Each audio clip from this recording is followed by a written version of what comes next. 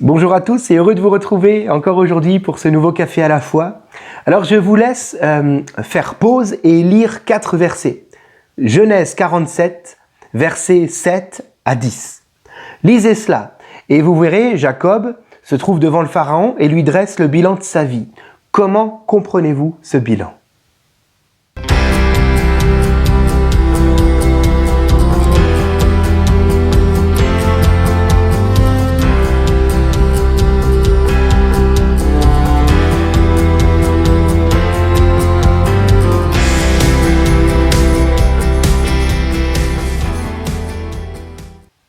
Voilà, c'est un privilège pour moi de vous retrouver encore aujourd'hui. Soyez bénis. Alors je lis pour vous ces 4 versets, donc Genèse 47, versets 7 à 10. Joseph fit venir son père Jacob et le présenta au Pharaon.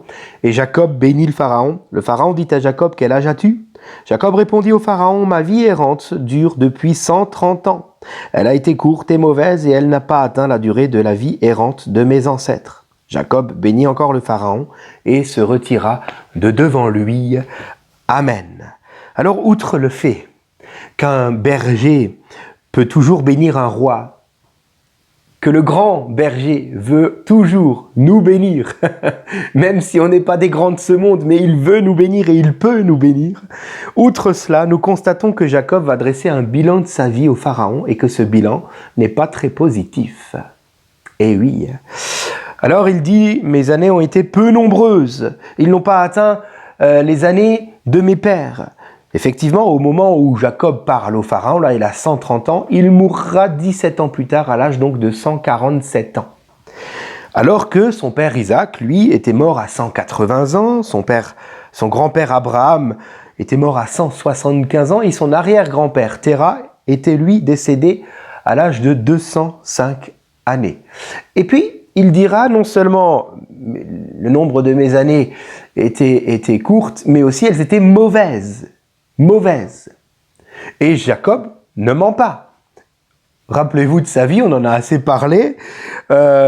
Effectivement, il a beaucoup souffert. Il a premièrement dû fuir loin de sa famille à cause de la colère de son frère Ésaü. Et de ce fait, il n'a plus jamais revu sa mère. Puis ensuite, il a été piégé par son beau-père Laban, que ce soit dans son mariage ou dans son travail. Il a dû vivre au milieu des querelles de ses 4 femmes. Imaginez, messieurs, déjà avec une, c'est pas facile. Je plaisante, mesdames, hein, je plaisante. Il a dû fuir son oncle Laban, puis ensuite il a même dû l'affronter. Ensuite, il a affronté la colère de son frère Ésaü quand il l'a revu. Après avoir d'abord dû affronter l'ange de l'Éternel, vous voyez ? Donc combat après combat. Puis ensuite, il va voir sa fille Dina être déshonorée par un viol. Il va voir ses fils devenir des meurtriers en mettant à mort tous les hommes de Sichem. Il va perdre sa femme bien-aimée Rachel lors de son accouchement. Son fils Ruben va commettre l'inceste avec l'une de ses femmes. Et puis il va souffrir le deuil de son fils Joseph pendant plus de 22 ans. Croyant qu'il est mort alors que c'est un mensonge. Alors, certes, la vie n'est pas facile pour tout le monde. Mais quand même, je crois que Jacob sort du lot. Il est au-dessus de la moyenne, non, vous croyez pas ? Donc finalement, faire ce bilan n'est pas un mensonge. Il dit la vérité. Je crois qu'on peut tous dresser des bilans, que ce soit après avoir fait un travail, on fait le bilan de ce qu'on a fait. Après une année qui s'est achevée, on fait le bilan de l'année passée.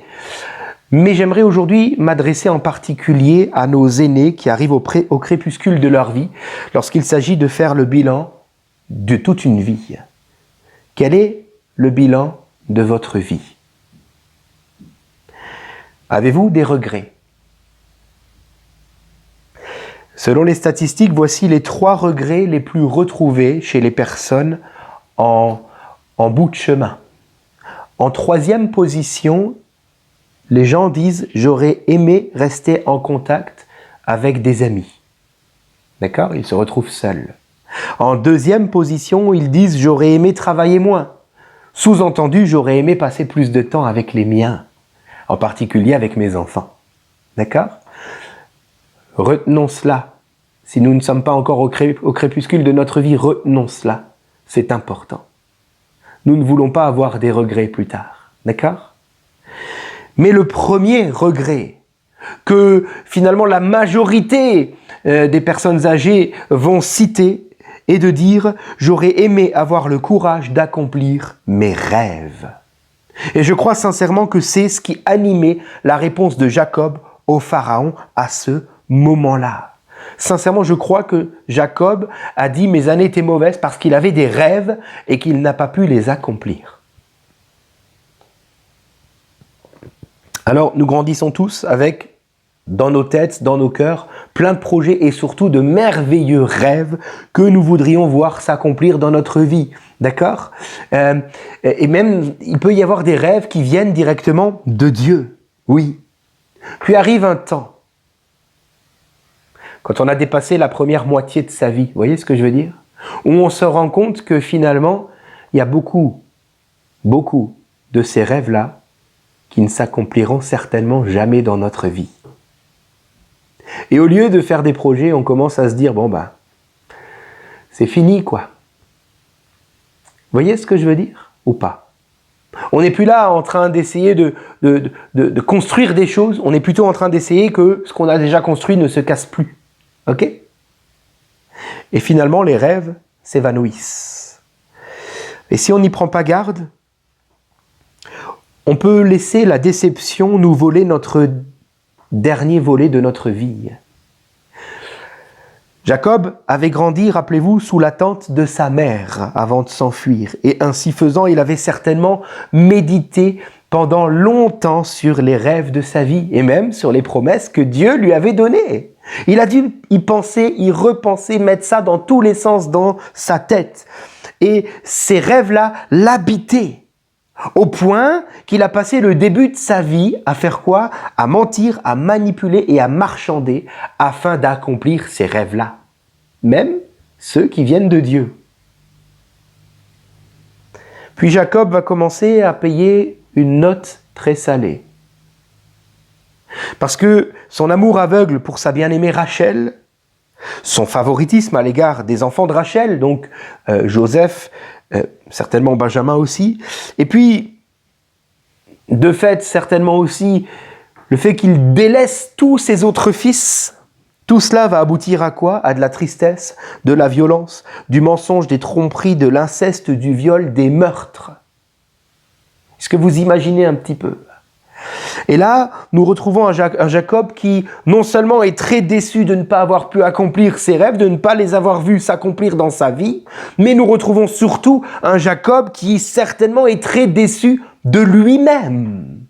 Se disant, c'est à cause de mes péchés, de mes faiblesses que mes rêves ne se sont pas accomplis.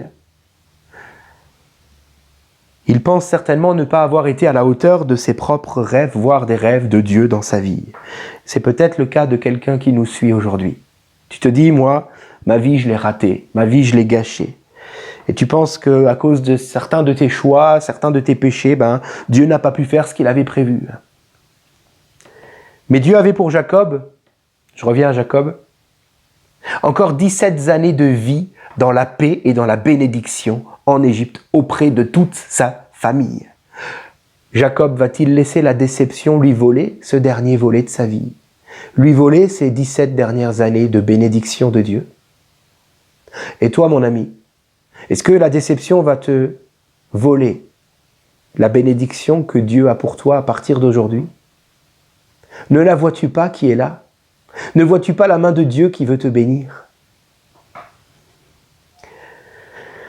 Dieu a encore de très belles choses devant toi, mon ami. Il a encore de longues années de bénédiction pour toi, j'en suis convaincu. Mais surtout, n'oublions pas quelque chose de très important pour ne pas tomber dans le regret.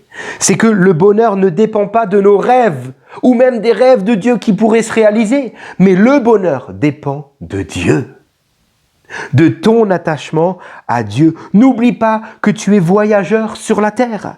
Tu es un voyageur sur la terre. Je lis pour nous Hébreux chapitre 11, verset 13e, où il est écrit ceci, c'est dans la foi que ceux qui, les patriarches, Hébreux 11, c'est les héros de la foi, c'est dans la foi qu'ils sont tous morts sans avoir reçu les biens promis.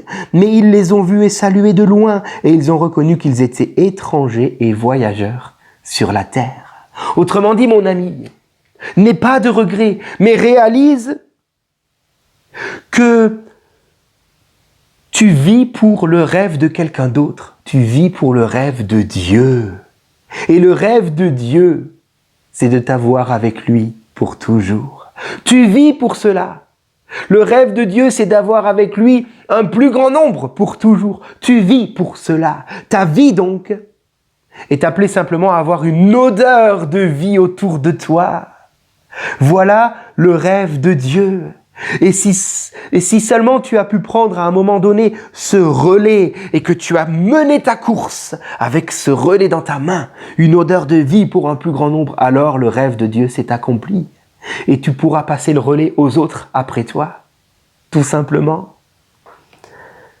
En réalité, nous faisons partie d'un rêve plus grand que tous les rêves que nous aurions pu nous vouloir voir s'accomplir dans nos vies. Ce rêve, c'est celui du Seigneur. Alors je termine avec ces quelques versets dans Matthieu chapitre 6, versets 19 et 20, où il est écrit ceci: « Ne vous amassez pas des trésors sur la terre, où les mites et la rouille détruisent et où les voleurs percent les murs pour voler. Mais amassez-vous des trésors dans le ciel, où les mites et la rouille ne détruisent pas, et où les voleurs ne peuvent pas percer les murs, ni voler. En effet, là où est ton trésor, là aussi sera ton cœur. Nul regret pour celui qui vit ainsi. Nul regret pour celui qui choisit d'embrasser le rêve de Dieu, et qui voit peut-être ses rêves à lui s'évaporer. Ou de moins, il les a salués de loin, comme ces héros de la foi. J'aimerais te dire, dans ce cas-là, Dieu n'oublie pas. Et dans l'éternité, il va y répondre. Alléluia, il va y répondre. Alors si, à la fin de votre route, vous voulez faire partie de ceux qui n'ont pas de regrets, j'aimerais vous le dire, vivez Christ en vous tous les jours de votre vie. Et œuvrez, investissez pour le royaume éternel.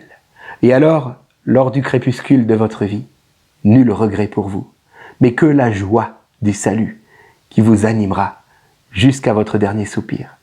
Que Dieu vous bénisse. Je prie, Seigneur, en particulier pour celles et ceux aujourd'hui qui sont dans le dernier volet de leur vie et qui peut-être, regardant en arrière, ont des regrets. J'aimerais, Seigneur mon Dieu, que tu leur montres en réalité qu'ils ont embrassé ton rêve à toi, Seigneur, en menant la vie que toi tu voulais qu'ils mènent. Oh, Jacob avait plein de regrets, il a raté certainement plein de choses, mais en réalité, il a été ce patriarche qui a emmené tous les siens à accomplir la volonté de Dieu jusqu'en Égypte, Seigneur mon Dieu. Merci parce qu'il a été un maillon dans cette chaîne du plan de Dieu, tout comme nous, Seigneur, tout simplement. Seigneur, donne-nous de trouver notre bonheur et notre plaisir dans les projets de Dieu, premièrement. Et garde-nous, Seigneur, de vouloir réussir ici-bas uniquement, car nous sommes finalement voyageurs sur cette terre. Donne donc la paix à tous mes bien-aimés qui arrivent au bout de leur course. Donne-leur ta paix. Donne-leur cette consolation qu'en réalité, ils ont fait ce que toi tu voulais, Seigneur. Et même s'ils se sont donnés, convertis à Christ, qu'au bout de leur vie aussi, Seigneur, ils ont embrassé ton rêve qui est de les avoir avec toi pour toujours. Alors ils ont réussi leur vie, Seigneur. Bénis-les vraiment, mon Dieu. Merci d'avance. Amen. Rendez-vous vendredi. Soyez bénis. Très bonne journée. Le